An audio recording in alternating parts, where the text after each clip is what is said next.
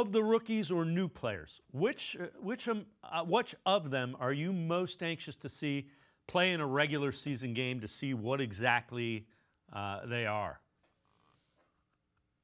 I mean, realistically, it's all the guys that the Browns sort of hid away, and they hid away because they used them in the joint practices because that's where the real work was being done. Starts with Carson Schwessinger. Everybody has raved about Carson Schwessinger and his ability. Obviously, he's stepping into a huge shoes at the Mike linebacker spot, but he's been really impressive to this point. He has great size, speed, and range, and even the small amount of preseason reps he get, you see what they like about him. Harold Fannin, again, for this element of they've sort of hidden him, even in the one preseason snippet we got, they lined him out as the X receiver and he caught a touchdown pass.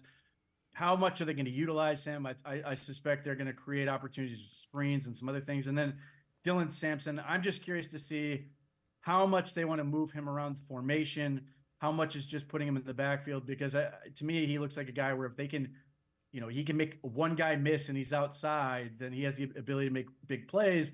And if he can be an effective playmaker for them, it's going to perhaps take a little bit of the pressure off not having Quinshon Judkins right out of the gate.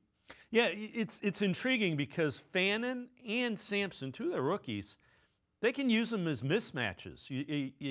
Sampson was working in the slot until Judkins had his legal issues. And Fannin, like you mentioned, it's going to be interesting to see how they utilize them relative to matchups.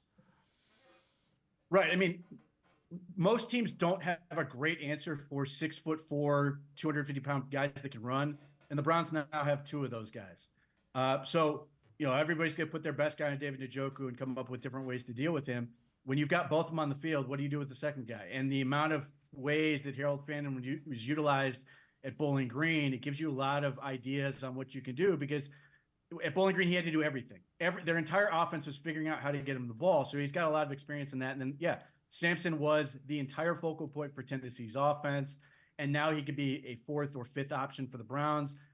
That could be a recipe for that to find success early, because you're not asking him to take on the entire defense. You're asking him to beat one or two guys.